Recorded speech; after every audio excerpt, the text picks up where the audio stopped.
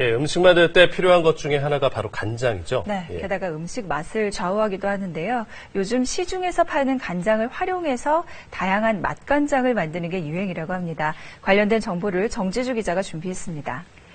국이나 나물 무칠 때 뭔가 심심하다 그러면 간장부터 찾게 돼요.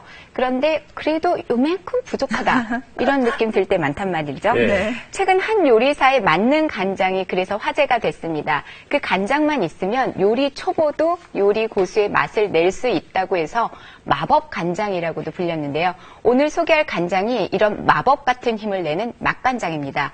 시판 중인 양조간장 한 병과 몇 가지 채소나 해물을 넣어서 끓이면 요리에 두루 활용할 수 있는데요. 요리 고수로부터 그 맛간장 만드는 법을 배워보겠습니다. 한식과 양식에 두루 쓰이는 간장. 음식의 풍미를 더해주고 간을 맞출 때 꼭 필요합니다. 정말 맛깔스러운 조림이죠. 볕 잘 드는 곳에 펼쳐진 1000개의 항아리, 이 중 100여 개의 항아리가 모두 간장입니다. 간장을 보물처럼 다루는 이솝의 대한민국 조리 기능장을 소개합니다. 1년 숙성된 간장부터 3년, 6년, 그리고 최고 오래된 13년 된 간장까지 한 100여 개의 항아리를 가지고 있습니다. 전통 간장은 숙성 기간에 따라 종류는 물론 맛과 색이 다릅니다. 2년 숙성된 건 청장, 6년 숙성된 중간장, 그리고 오래 숙성된 진간장입니다. 핵간장이라고 불리는 청장은 색이 맑고 맛이 연해 국찌개, 나물의 간을 맞출 때 많이 쓰입니다. 중간장과 진간장은 색이 진하고 단맛이 나는 게 특징입니다. 찜과 조림, 약식의 양념에 사용하면 음식의 깊은 맛을 더해줍니다. 시중에 나와 있는 간장 또한 이름도 종류도 다양합니다. 시판 간장에 채소나 해물을 넣고 끓이는 맛간장은 음식의 감칠맛을 더해주는 감초 같은 존재입니다.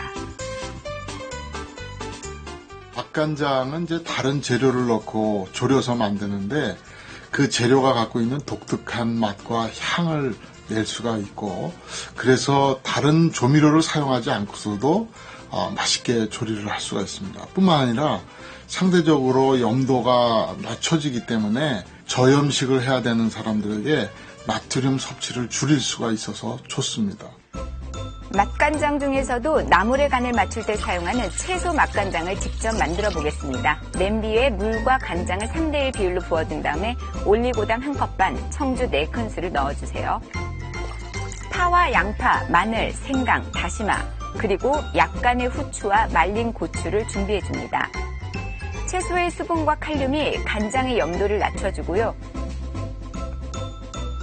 그리고 말린 고추는 맛간장의 부패를 억제해주는 역할을 하고 있습니다. 이제 이 모든 재료를 넣고 30분간 센 불에서 끓여주면 됩니다. 다 끓고 나면 모든 채소는 체에 받쳐서 이렇게 걸러줍니다. 이 간장을 반나절 정도 식히면 채소 맛간장 완성입니다. 채소 맛간장은 깔끔한 맛이 중요한 나물 무침과 볶음 요리에 좋습니다.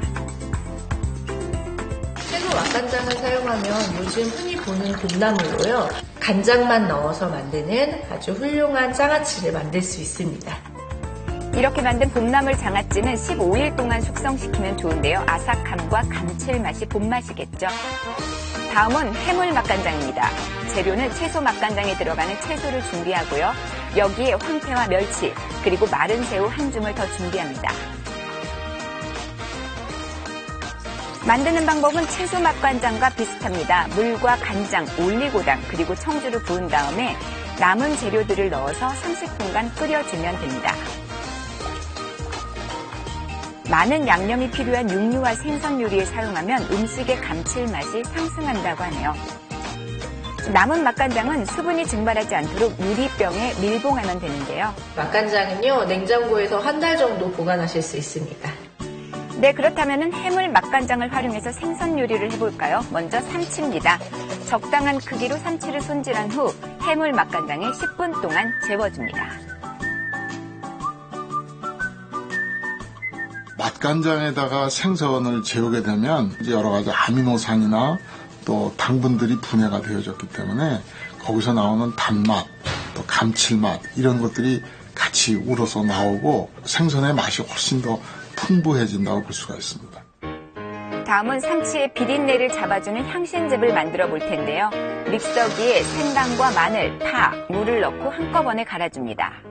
그리고 녹말 1스푼을 넣어 섞어주면 약간 걸쭉한 상태가 됩니다. 삼치에 이 향신즙을 얇게 바른 후 프라이팬에 노릇하게 구워줍니다.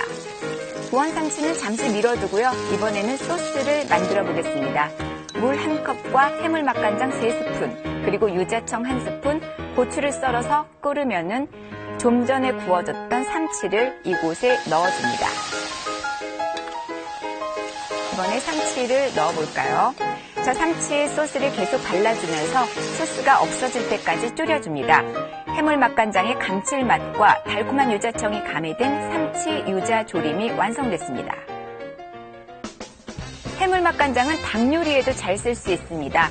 해물 맛간장과 참기름을 각각 1스푼씩 섞어준 다음에 뼈를 제거한 닭다리에 골고루 펴 발라줍니다. 식용유가 달궈진 팬에 닭다리를 앞뒤로 노릇하게 구운 후 물을 붓고요.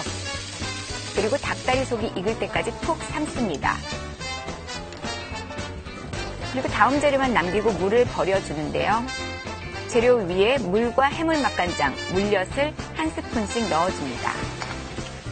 닭다리에 소스가 잘 배이도록 끓여주면 해물 맛간장으로 졸여낸 닭다리 간장 조림 완성됩니다. 정말 먹음직스럽죠? 자, 이렇게 해서 맛간장 먹음직스러운 한 상이 차려졌습니다. 가족들이 먼저 시식하는데 그 맛은 어떨까요? 맛있네. 새콤하고 짜지도 않고 간이 아주 딱 맞는 것 같은데요. 맛간장으로 가족의 건강도 챙기고 더 맛나는 요리도 만들어 보는 것은 어떨까요?